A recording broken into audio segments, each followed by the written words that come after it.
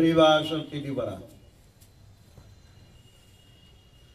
এই তিথিকে পুত পবিত্র করেছেন আমার অভিন্ন গুরুপাদ পদ্ম প্রবজ্য চরণ শিল ভক্তি কুসুম গোস্বামী মহারাজ।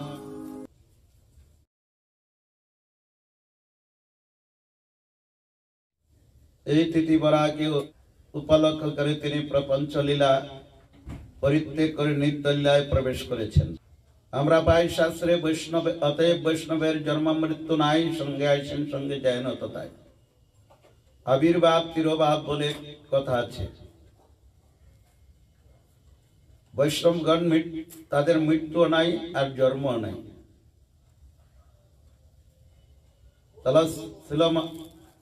শিল মহারাজ মুন্সিগঞ্জ এলাকায় চরাইল নামক স্থানে আবির্ভূত হয়েছেন। পিতৃদেব ছিলেন দুর্গাপদ, তার মাতৃদেবী ছিলেন যোগমায়া দেবী। তার আবির্ভাব স্থানে যাওয়ার সৌভাগ্য হয়েছিল। তিনি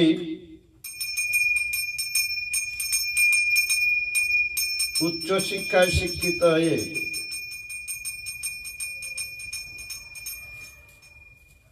MBBS পাশ করে ডাক্তারি পড়ে তিনি সংসার পরিত্যাগ করে এসেছেন। কিন্তু পূর্ব থেকেই তিনি হরিভক্তি পরায়ণ, খুব বাল্য অবস্থাতেই। তিনি যখন ঢাকা মঠে শিল প্রভুপাদকে দর্শন করেন, শিল প্রভুপাদের মুখ বিগলিত হরি কথামৃত শ্রবণ করে তার চিত্তবৃত্তিকে আকর্ষণ করেছিলেন। প্রভুপাদ তাকে আকর্ষণ করেছেন। দেখুন, দর্শন মহাভাগবত গণের দর্শনে কি ফল। কিছুদিন পূর্বে আমরা আলোচনা করেছিলাম শ্রীনিবাসাচার্য প্রভুর সঙ্গে রামচন্দ্র কবিরাজের দর্শন হয়। দৃষ্টি নিক্ষেপ করেছেন শুধু, তাতেই তার চিত্তবৃত্তি হরণ করেছেন। তিনি বিবাহ করে বধূমাতাকে গৃহেতে পাঠিয়ে তিনি যে শ্রীনিবাসাচার্য প্রভুর চরণে আত্মসমর্পণ করেছিলেন। শিল মহারাজ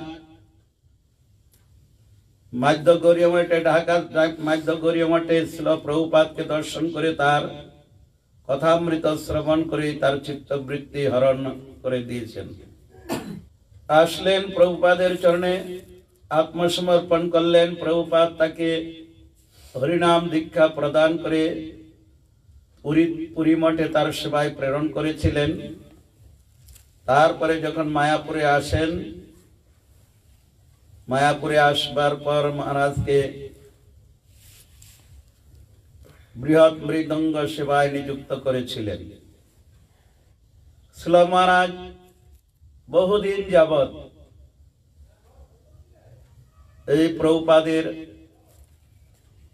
করুণাকে তিনি ধারণ করে ও পাক্ষিক, সাপ্তাহিক, মাসিক, দৈনন্দিন এইসব পত্রিকা তিনি প্রকাশ করেছেন।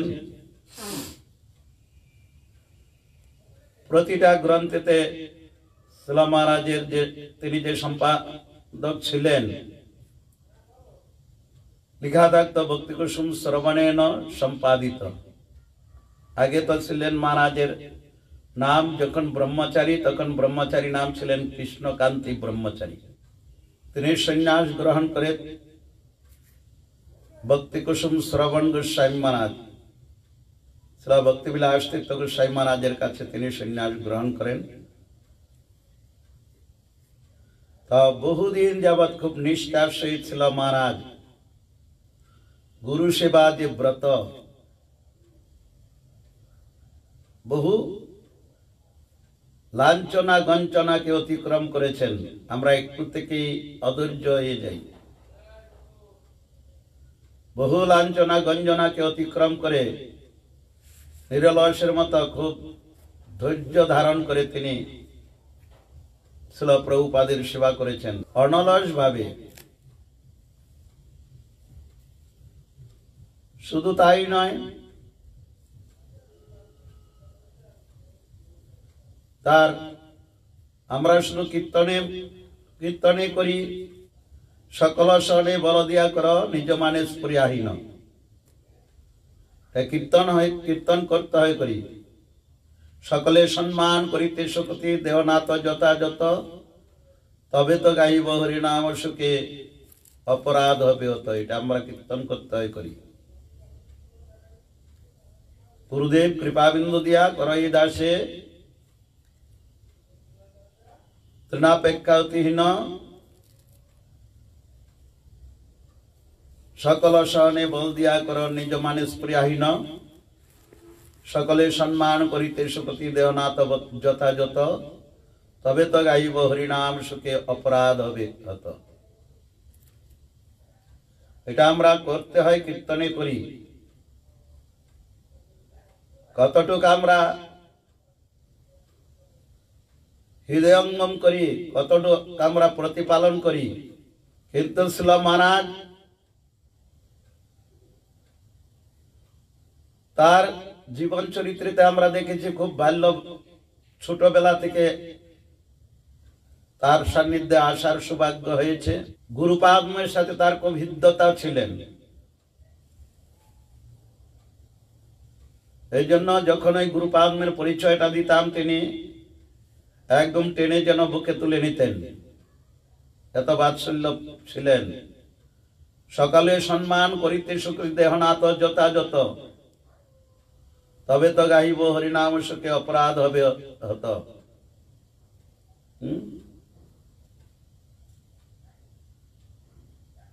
এই গুণগুলা তার মধ্যে ছিলেন। প্রত্যেকে খুব সম্মানের সহিত এবং বাৎসলতার সহিত তিনি গ্রহণ করতেন। আর তার চরণ ছায়াটি ছিলেন নিতাই পদ কমল কটিচন্দ্র শশীতল, যে ছায়া জগত জুড়ায়। এরকম নিতাই পদ কমল কোটিচন্দ্র সুশীতল, শ্রীল মহারাজের চরণ ছায়াটিও সেরকম সুশীতল ছিলেন। যত অনুতপ্ত হৃদয় থাকুক না কেন, উত্তপ্ত হৃদয় তার চরণ প্রান্তে আসলে পরিপূর্ণ সুশীতল হয়ে যেত। এত সুন্দর ছিলেন, খুব সহাস্য বদন।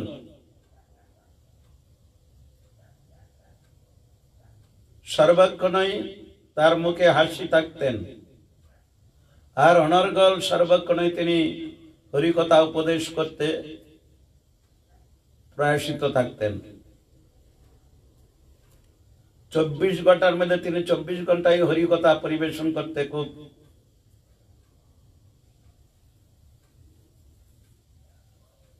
ভালোবাসতেন। আর তার কাছে বসলে নাম তত্ত্ব সম্বন্ধে তিনি উপদেশ করতেন।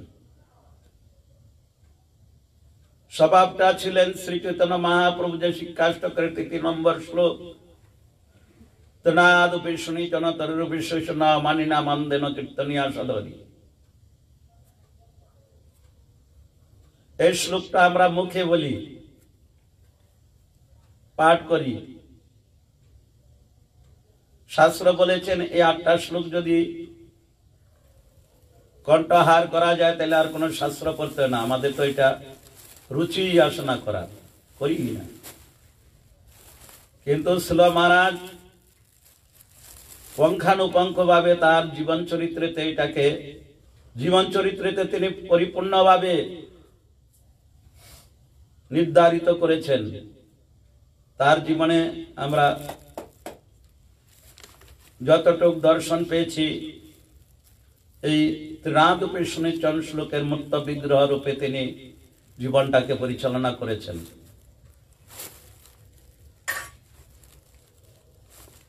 আর বৈষ্ণবের যেই গুণ, শ্রীকৃষ্ণের যতেক গুণ তার ভক্তেতে সঞ্চারে শাস্ত্রেতে আছেন। তার বৈষ্ণবের যেই গুণগুলা তার মধ্যে ছিলেন, परिपूर्ण मात्राय। तबेई दीक्षा काले भक्त करे आत्मसमर्पण, सेई काले कृष्ण तारे करे आत्मसम। सेई देह करे तार सच्चिदानंदमय, अप्राकृत देह कृष्ण चरण बजाय। एरकम गुरु पद्म शिला महाराज तार उपदेशावली खूब श्रुति मधुर, खूब सुशीतल उपदेशेर मध्य खूब धैर्यशील छिलेन, सहनशील छिलेन और सेवक वत्सल छिलेन महाराज। कि निजेर सेवक अपरेर सेवक कोनो तार सपर विचार छिलेन ना, सबके निजेर करे नितेन। एटाई भगवत भक्तेर सर्वश्रेष्ठ अवदान, प्रभुपादेर पार्षदगणेर एटाई सर्वश्रेष्ठ अवदान। एसेछ थाकबे, पाठ कीर्तन श्रवण करबे, वैष्णवदेर कथा श्रवण करबे, थाकबे, टाइम मतो प्रसाद पाबे। खूब सहास्य बदने बोलतें मठे आसा मानिए मठेर सेवक कोनो त्यागी ब्रह्मचारी महाराजेर काछे आसा मानी निजेर करे नितेन। निजेदेर स्थान एसेछ, टाइम मतो पाठ कीर्तन श्रवण, साधु संगे हरि कथा श्रवण, टाइम मतो प्रसाद पाबे, टाइम मतो विश्राम करबे। एटा महाराजेर नीति छिलेन। जे केउ आसुक प्रसाद ना पेये जाओयार आदेश पेतेन ना, एसेछ प्रसाद पाबे, थाकबे यदि थाकार स्थान नेबे,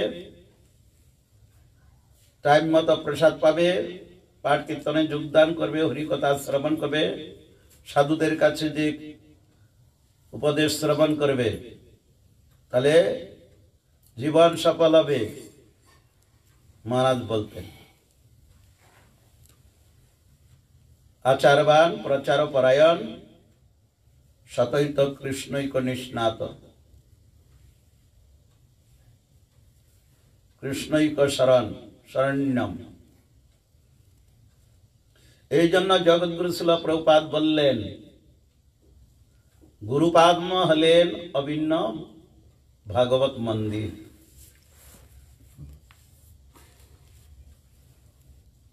गुरुपाद्म हलेन अभिन्न भागवत मंदिर। नरोत्तम ठाकुर गিয়েছেন तुम्हारा हृदय सदा गोविंद विश्राम, गोविंद कयने मम वैष्णव पराण। गोविंद कोথায় থাকেন? गुरुपाद्म रूपी हृदय मंदिरতেই একমাত্র गोविंद থাকেন।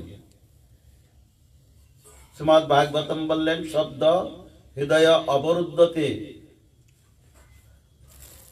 24 घंटार मध्य 24 घंटाई गोविंद के रियलाइज करें, हृदय अवरुद्ध करें। आबार गुरु कृष्ण रूपे शास्त्रेर प्रमाणे गुरु रूपे कृष्ण कृपा करें भक्तगणे। जखन भक्तरा आत्मसमर्पण करें तखन हृदय থেকে प्रकाशित करे गोविंद के देन। कृष्ण से तुम्हार कृष्ण दिते पारो, तुम्हारो शक्ति आछे, आमी तो कंगाल कृष्ण कृष्ण बोली थाई तब पाच्छे। यदि फुल्ली सिलेंडार भगवानेते करा गुरुदेव के करा जाए आत्मसमर्पण, तखन आर तिनि समस्त किछु तार থেকে प्रकाशित करे देन। এই জন্য दीक्षा काले भक्त करे आत्मसमर्पण, সেই কালে কৃষ্ণ তারে করে আত্মসম। সেই দেহ করে তার সচ্চিদানন্দময় অপ্রাকৃত দেহ কৃষ্ণ চরণ ভজে। गुरु कृष्ण रूप शास्त्रेर प्रमाणे स्वयं कृष्णचंद्र गुरु रूपे आसेन। कृष्णं वंदे जगत गुरु। আমরা পাই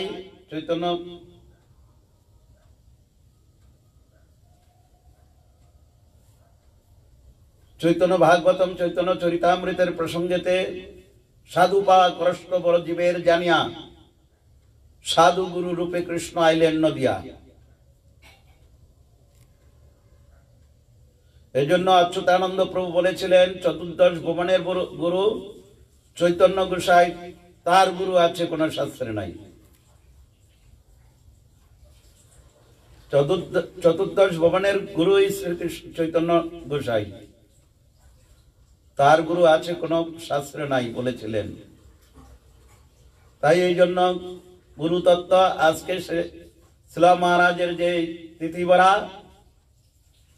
আমাদের ভগবানের সাথে সম্বন্ধ যুক্ত হওয়ার একমাত্র পরিপূর্ণ সোপান হলো আজকে এই গুরুবর্গের আবির্ভাব তিরুভাব। এই জন্য বিরহ মানে প্রকৃষ্ট রূপে রহ। যেমন পূর্বে বলেছিলাম বাসুদেব ঘোষ তাম্রলিপ্তিতে যে আছেন বাসুদেব ঘোষ, বাসুদেব ঘোষ বলি করি জোড়াহাত। বিরহটা এরকম, বিরহ না হইলে পরিপূর্ণ সংযোগ হয় না। এই জন্য মিলনে আনন্দ আর বিরহ বেদনা। সকল সমানবাসী বলেছেন শিক্ষাষ্টকের 7 নম্বর শ্লোকে, যুগায়িতং নিমিষণ চক্ষুষা প্রাবৃষিতম শূন্যায়িতং জগৎ সর্বং গোবিন্দ বিরহ নামে উদ্বেগ দিবস না জয়ক্ষণ হইল যুগ সম বর্ষার মেঘ প্রায় অশ্রু বর্ষিত নয়ন গোবিন্দ বিরহে শূন্য হইল ত্রিভুবন তুষানলে পুরে যেন না যায় জীবন গাহিতে গাহিতে নাম কি দশা হইল কৃষ্ণ নিত্য দাস মুই হৃদয়ে স্ফুরিল জানিলাম মায়া পাশে জড় জগতে গোবিন্দ বিরহে দুঃখ পাই নানা মতে আর যে সংসার মোর নাই লাগে ভালো কাহা যাই কৃষ্ণের এই চিন্তা বিশাল কাঁদিতে কাঁদিতে মোর আখি বরিশয় বর্ষার দ্বারা হেন চক্ষে হইল উদয় নিমিষ হইল মোর শতযুগ সম গোবিন্দ বিরহার সহিত অক্ষম। ব্রজগোপীগণ নিমিষটা পড়ছে বলে পুলক পড়ছে বলে নিমিষের মধ্যে নয়নতে পুলক পড়ছে বলে বিধাতাকে ধিক্কার দিচ্ছেন, হে বিধাতা তুমি সৃষ্টি কার্যে পারঙ্গ নও, অযোগ্য। কেন তুমি সৃষ্টি লীলা সম্বন্ধে তোমার অভিজ্ঞতা নাই। সর্বাঙ্গ সুন্দর গঠন করেছ, দুটি নয়ন, কিন্তু তার মধ্যে পুলক দিলে কেন? এই যে পুলকটা পড়ছে চক্ষুতে, এটা মনে হয় যেন শতযুগ সম। এই শতযুগ সম আমি গোবিন্দ বিরহ থেকে, গোবিন্দ দর্শন থেকে বিরত থাকছি। এই জন্য আমার বিরহ হচ্ছে গোবিন্দ অদর্শন জনিত বিরহ। তাই আজকে ছিল মহারাজের যে বিরহ, কি জন্য? এই বিরহ শব্দ বিরহ তো অনুতপ্তময় জীবন। যতক্ষণ পর্যন্ত ভক্তের এই জন্য রায় রামানন্দ সংবাদে আমরা পাই প্রশ্নোত্তর অবলম্বনে দুঃখের মধ্যে কোন দুঃখ হয় গুরুতর। রায় রামানন্দ প্রভু বললেন, মহাপ্রভু প্রশ্ন করেছেন দুঃখের মধ্যে কোন দুঃখ হয় গুরুতর। রায় রামানন্দ প্রভু বললেন, কৃষ্ণ ভক্ত বিরহ বিনা দুঃখ নাই পর। পর শব্দ প্রয়োগ করেছেন। পর শব্দে ভগবানকে বুঝায়।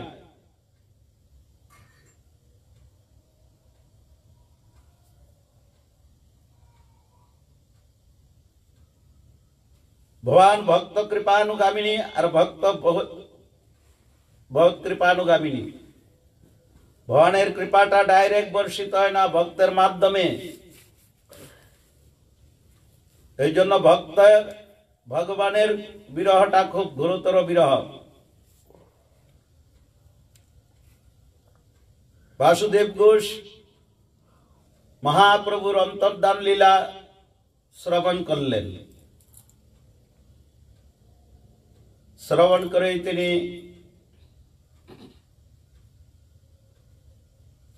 খুব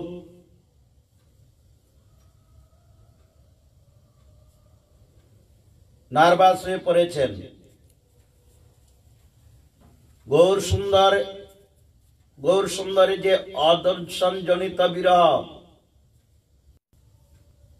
তিনি যে এত শীঘ্রই অন্তর্ধান করবেন বাসুদেব ঘোষ কখনো চিন্তা করেননি। সংবাদটি পেয়ে বিরহেতে একদম কাতর হয়ে পড়েছেন বাসুদেব ঘোষ। শুধু তাই নয়, বিরহ রূপ যে বেদনাতে তাকে একদম তপ্ত করে দিয়েছেন। বিরহর জ্বালায় তিনি ছটফট করতে থাকলেন। ছটফট করতে করতে কেঁদে কেঁদে রুদন করতে করতে বললেন, এই গৌর অদর্শন জনিত বিরহ আর দেহেতে প্রাণ ধারণ করা আর উচিত নয়। প্রভুই যদি চলে গেলেন আমাদের ছেড়ে, তাহলে এই জীবন গৌর অদর্শনের জনিত বিরহ অনুতপ্ত জীবন, তাপিত জীবন আর ধারণ করে লাভ কি? ব্রজ গোপীগণ কৃষ্ণের বিরহেতে দেহেতে প্রাণ ধারণ করে কোন রকম কর্দমেতে যেরকম কচ্ছপ জলেতে বাস করে, জল না পেলে কর্দমেতে শ্রীঅঙ্গটা ঢাকা দিয়ে তারপরে দেহটাকে শীতল করে কাদার ভিতরে দেহটাকে ডুবিয়ে রাখে, শীতল করে প্রাণটা ধারণ করে থাকে। তদ্রূপ ব্রজগোপীগণের কৃষ্ণ অদর্শন জনিত বিরহ। শুধু তাই নয়, কৃষ্ণ শুধু চলে যাননি, কিন্তু চলে যাননি বৃন্দাবন পরিত্যাজ্যং পাদনে কোন গচ্ছামি। বৃন্দাবন পরিত্যাগ করে এক পাও কোথায় যাননি। তাই এত বিরহ কেন? বৃন্দাবন পরিত্যাগ করে কৃষ্ণ ভগবান কোথাও যাননি। এত বিরহ পাছে যদি কৃষ্ণকে হারিয়ে ফেলেন, তার জন্য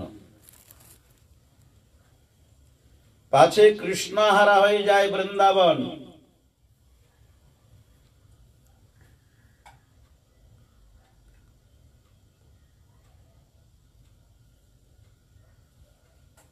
আরো দেখা যায় বিরহেতে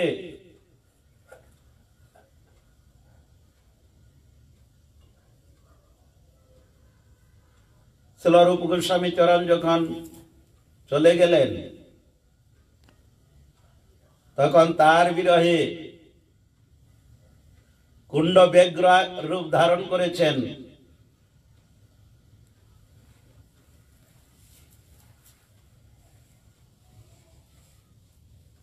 আর গিরিরাজ অজগর রূপ ধারণ করেছিলেন। কি বিরহ, চিন্তা করে দেখুন। বাসুদেব ঘোষ সবকে নিমন্ত্রণ করলেন, পুরো গ্রাম ডেকে বললেন, তোমরা সবাই উচ্চস্বরে নাম সংকীর্তন করো।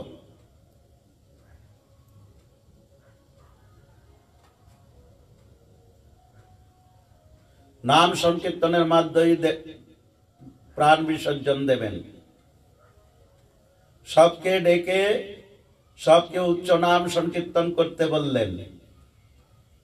বিশিষ্ট বিশিষ্ট ভক্তদেরকে ডেকে বললেন, তোমরা আমার জন্য এখন তোমরা গর্ত খোলো। এই গৌর অদর্শন জনিত বিরহে এই দেহেতে প্রাণ গৌর সুন্দরী যদি আমাদেরকে পরিত্যাগ করে চলে গেলেন, তাই এই দেহ আর ধারণ করা বৃথা। গৌর বিরহ জনিত যে এই দেহ ধারণ করে আর কোনো মূল্য নাই। তোমরা গর্ত সংযোগ করলেন। ভক্তরা বাসুদেব ঘোষ তার পত্নীকে নিয়ে বিরহাতুরা হৃদয়েতে কেঁদে বিলাপ করতে করতে যখন ওই গর্তেতে প্রবেশ করলেন, গৌর বিরহেতে একদম জর্জরিত হয়ে দেহেতে কোন রকম প্রাণটি ধারণ করেছিলেন। এমত অবস্থায় স্বয়ং গভীর গর্তেতে যখন প্রবেশ করলেন, তখন ওই বাসুদেব ঘোষের বিরহ আর পত্নীর বিরহ দেখে গৌর সুন্দর কি করলেন, স্বয়ং প্রকট হয়ে এসে কি করলেন, একটা সোনার পুতুলের মতো এসে কি করলেন, বাসুদেব ঘোষের কোলে বসে পড়লেন। বিরহ না হইলে পরিপূর্ণ মিলন হয় না। পরিপূর্ণ মিলনের, পরিপূর্ণ আস্বাদনের একমাত্র মূল কারণ হইল বিরহ। যদি হয় বিয়োগ, না হয় সংযোগ। এই জন্য কৃষ্ণ ভক্তের বিরহ বিনা দুঃখ নাহি পর। ওই দুঃখটা দুঃখ নয়। জাগতিক লোক একটা মৃত্যু বরণ করেছেন, খুব দুঃখে কেঁদে রোদন করা হচ্ছে, কিন্তু ওই দুঃখটা দুঃখবাচক, ওইটা একদম ছারখার করে দিচ্ছে। কিন্তু কৃষ্ণ ভক্তের যে বিরহ, এটা আনন্দবাচক। পরিপূর্ণ মিলন সংযোগে আনন্দ হয়। পরিপূর্ণ মিলনের কারণ আজকে এই বিরহ তিথিতে আমরা সমস্ত সাধুদের মুখে কি শুনলাম, মহারাজের বিরহকে উপলক্ষ করে আমরা শ্রবণ করলাম কি এটাই ভগৎ ভক্তের বিরহ আবির্ভাব এবং তিরুভাবের তাৎপর্য। ওইখানে কোনো আন কথা হয় না, ওইখানে ভগবত কথা হয়।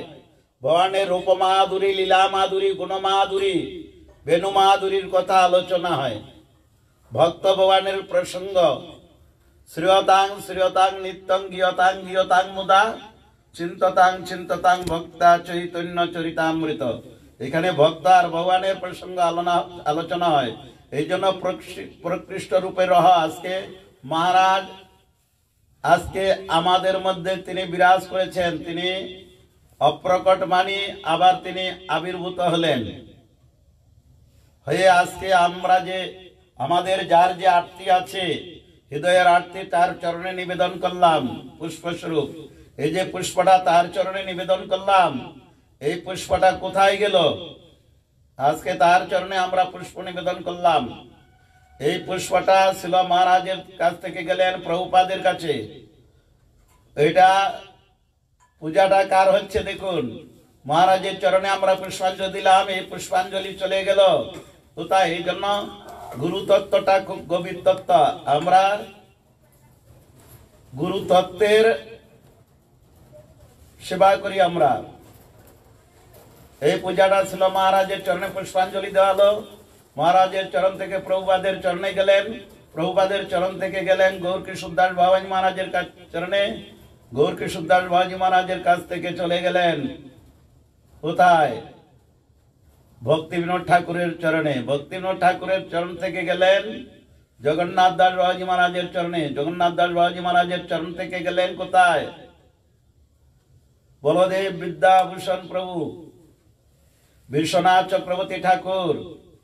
বিশ্বনাথ চক্রবর্তী ঠাকুরের কাছ থেকে পরপর স্টেজ বাই স্টেজ এই পূজা চলে গেলেন একমাত্র কৃষ্ণ ভগবানের চরণে।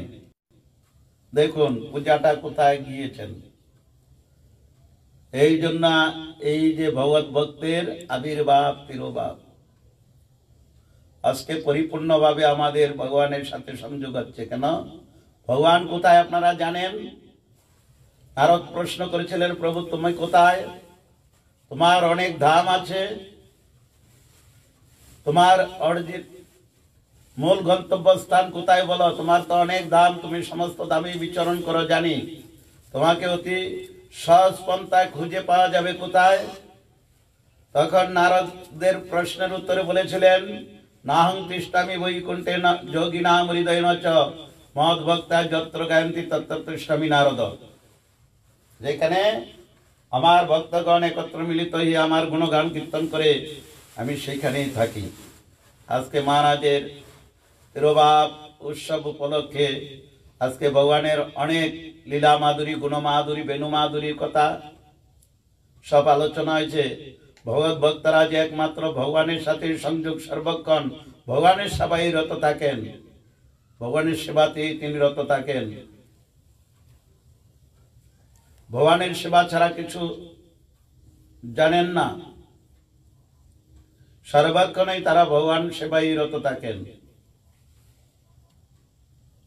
এই জন্য বাণীর মাধ্যমে তিনি প্রকটিত হন, আজকে এসে কৃপা করেন আমাদেরকে। ভগবানের লীলা নিত্য, পরিকর নিত্য, ধাম